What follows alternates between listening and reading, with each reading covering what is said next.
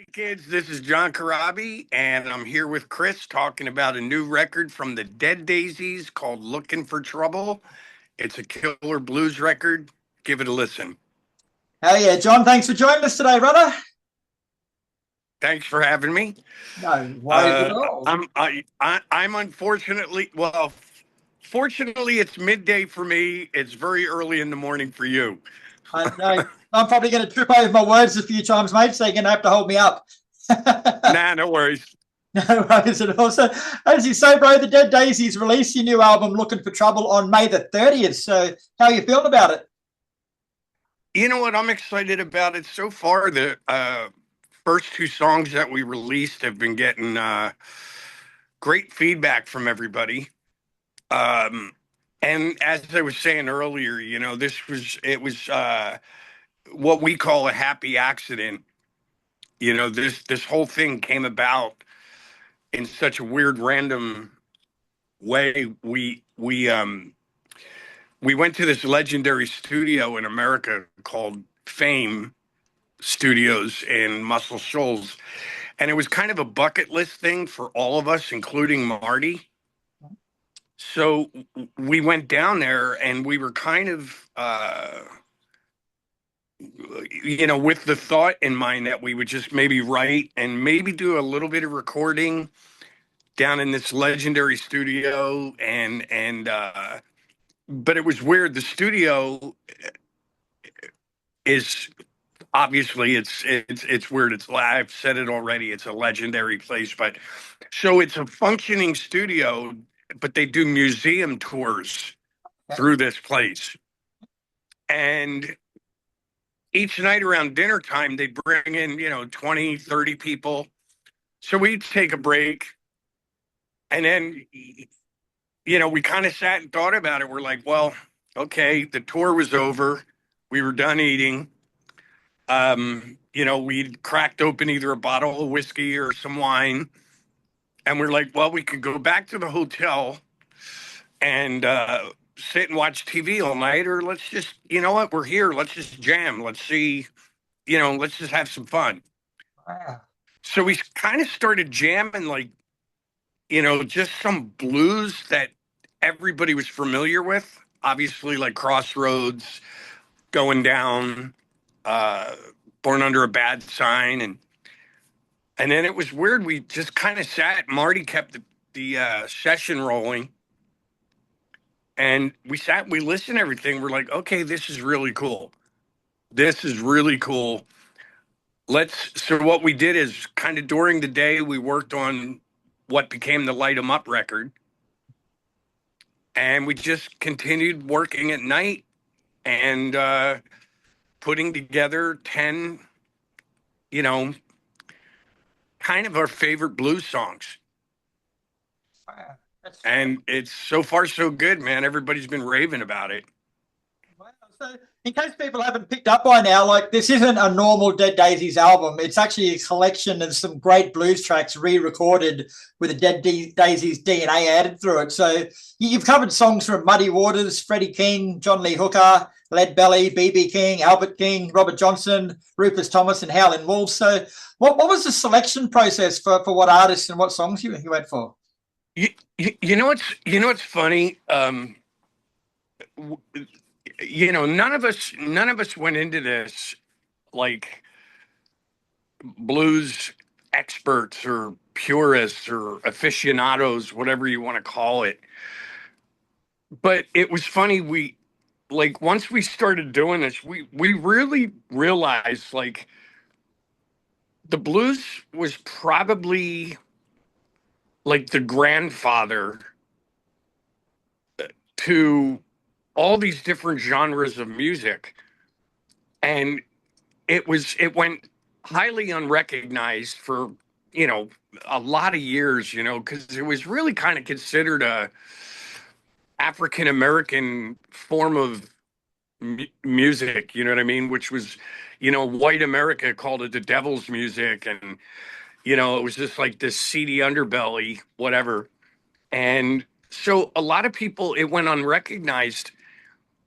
And what happened is, I guess at some point in the 30s, 40s, maybe early 50s, it somehow managed to make its way over to the UK and Europe. And it's funny because the Brits pretty much like really embraced it.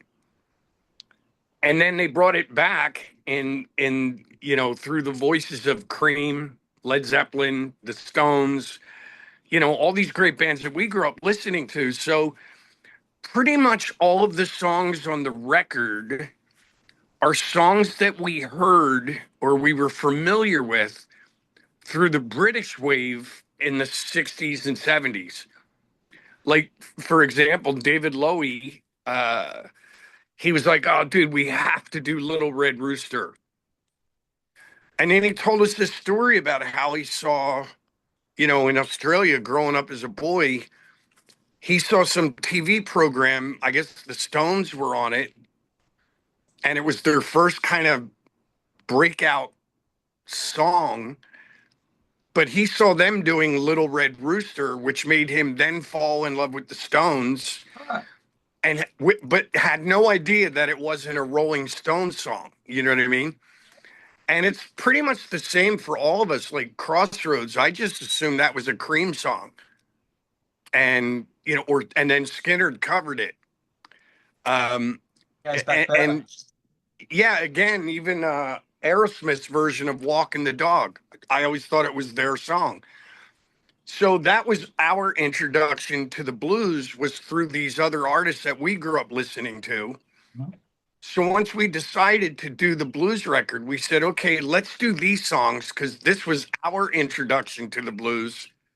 And it's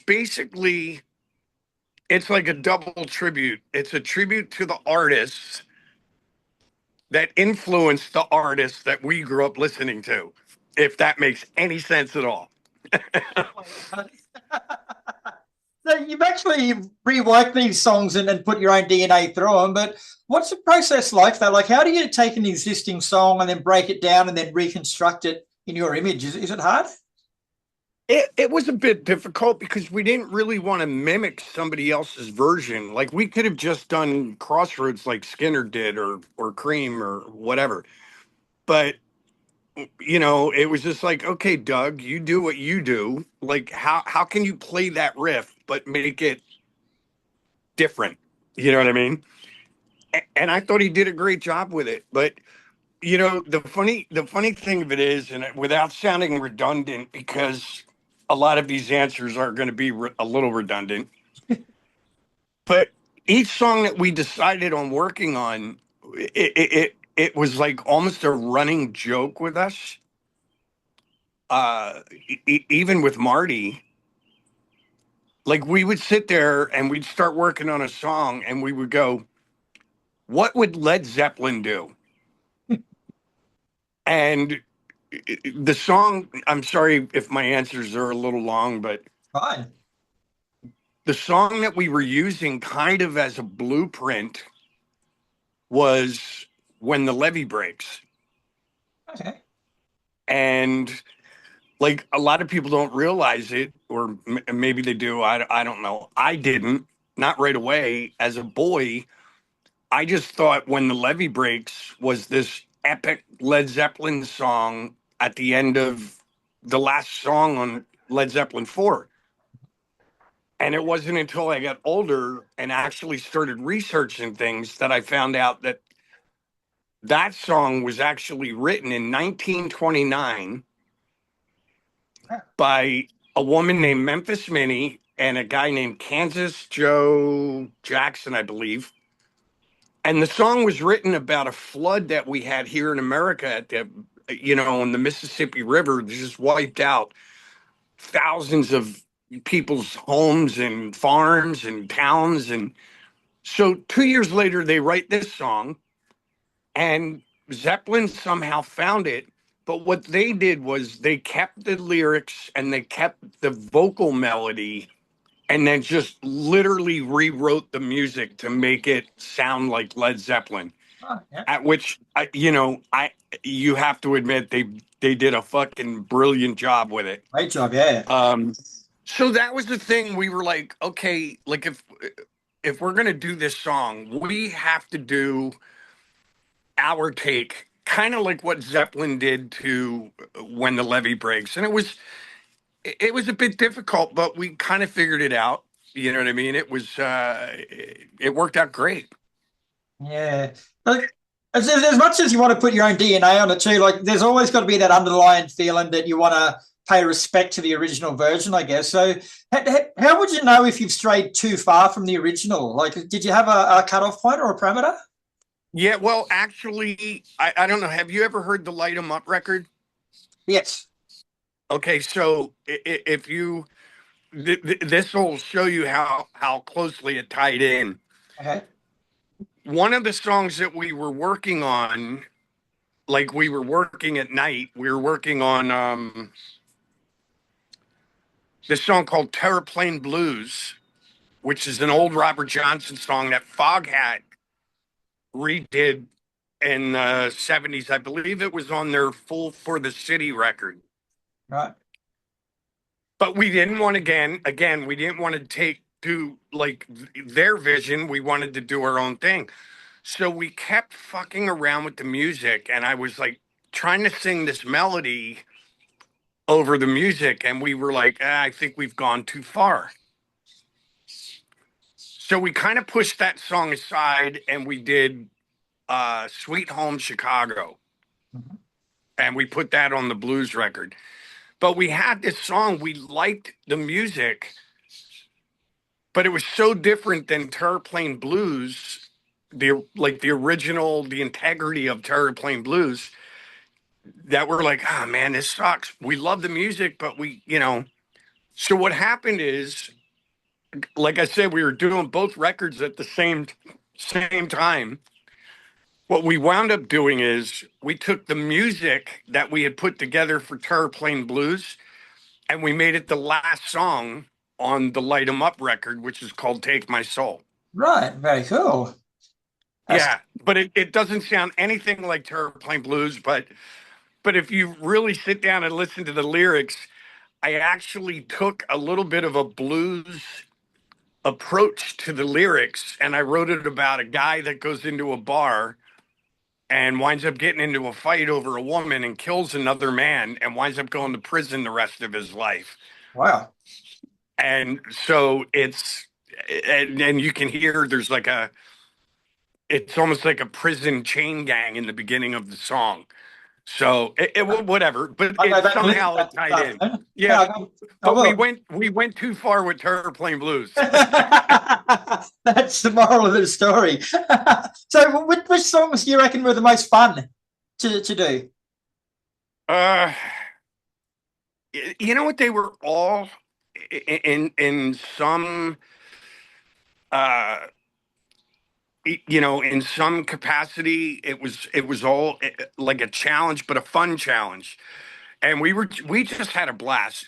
Could have been that there was alcohol involved, but Well, we just had a great time. But I think I think my favorite, like the one that I kind of feel like really that we really nailed was Black Betty. mhm. Like that version of Black Betty is just cool. It's cool. And which one was the hardest one to sprinkle your own through? Um, you know, Probably for me, um, I would say, you know, probably the thrill is gone because it's such a classic BB King. Do you know what I mean? Yeah, yeah, yeah. Like, okay, how do we do this? And I think we slowed it down a little bit and did it in like a little bit of a 6/8 time thing. And Doug came up with this really cool tag ending that I thought was fucking amazing. But that's such a that's like trying to rewrite that one is such a classic Yeah. that it was like trying it's like trying to rewrite Stairway to Heaven or you know what I mean? It's like That's the BB King song. You know what I mean? Like, so that one, it was a little tedious, I think, for all of us because we didn't want to stray too far. You know what I mean? So we just did a couple little subtle things in it to make it our own, and you know, whatever. That one was. We were all a little nervous about that one. Yeah, cool. Now, you guys have always had that bit of a blues underbelly to your sound anyway, but do you think doing this album's going to bring more of that out of your music in the future? I don't know. You know, to be honest with you, like, you know, one of the things that I have realized, like, I think I said it earlier, like, you don't realize just how influential the blues are to all other aspects of music, except for maybe like classical, you know, your Strauss and Beethoven, and that stuff's been around forever. But when you really look at the blues, you know, I think that was the seed for country music, rock and roll, you know, and then R&B, you know, all these rhythm and blues, you know what I mean? It all just kind of evolved and turned into this massively beautiful tree. You know, so you know, I don't really think. I mean, even AC/DC, you know, as heavy as they are, it's just the blues. It's just their take on the blues. So it's really kind of crazy when you think about how many genres of music the blues have affected. I would even go as far as to say it's probably influenced to some degree even rap. You know what I mean? So it's just, you know, the influences are always going to be there. I'm always going to write the way that I write. I just really think this was, it was a fun experience, but it was really, as a musician and a fan of music, it was really like just overall an eye-opening experience. Yeah, now, I know you guys are out on the road over your side of the world at the moment, but are there any plans to come visit us in the near future? You know, dude, I've been saying this for, I just told our manager and David Lowy, I go, dude, and I asked him, I said, did you guys go to Australia with Glenn Hughes? And I said, no.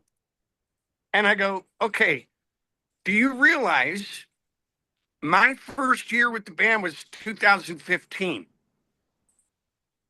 That's the first and last time that we've been to Australia. We have to get back down there again. I've come a few times on my own doing acoustic shows, but I go, dude, we have to get back down to Australia. So I'm praying at some point this year or early next year we can get down there and visit you guys. That'd be fantastic. I love coming down there. The only thing I don't love about Australia is the incredibly high prices of your cigarettes and your fucking alcohol. But other than that, you guys are awesome. That'll do, mate. Oh, before I let you go, John, I've introduced a new segment called Photo Bomb. So basically, I've gone through your social media before I chat with you. I've come up with a couple of photos that I want you to tell me a little bit more about. So I've found this one, mate. Like, I've had to use some makeshift toilets in my time. I've never had to use anything like that. I did that. That was in, oh my God, who was I? I was with ESP, the Eric Singer Project. And it was a, one of those areas where you can go smoke and there's a fan. Oh, yeah, yeah. And then in the table, there was like a trash can for trash. And I just jumped up there, took my pants down, and started reading a magazine. And the guys walked out of this room, and that's what they saw. And one of them snapped a photo of it. They thought it was hilarious. But it's one of those airtight smoking facilities somewhere in Europe. You wouldn't want to shit in there if it was airtight. Jesus. Now, the other one I found is this one here. Like, this room looks pretty trippy, bro. What's it like actually in real life? Let me see something. See, I can't enlarge that, Uh, but I believe, my friend, that you were looking at Michael Devin, not me. yeah, but have you been in that room before? I don't know where that is. Oh, no, well, I picked the wrong photo there, then, didn't I? No. That's Michael. That's actually Michael Devin, and I don't know if you know what that is. That is the back lounge of our tour bus. Hit me. Yes. See the curtains right there? They're all curtains. So there's 3 levels of bunks, and Michael Devin sitting in the back in his best Jesus Christ pose. Album Nothin But Trouble is out May the 30th, and I've been fortunate enough to have a listen to it, and it's an absolute cracker, mate. So congratulations, and hopefully we see you over here in the near future.